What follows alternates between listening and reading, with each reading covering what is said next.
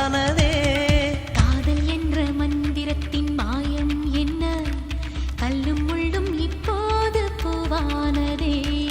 வானவில்லின் துண்டொன்று மண்ணில் வந்து யாருக்கும் சொல்லாமல் பெண்ணானதே.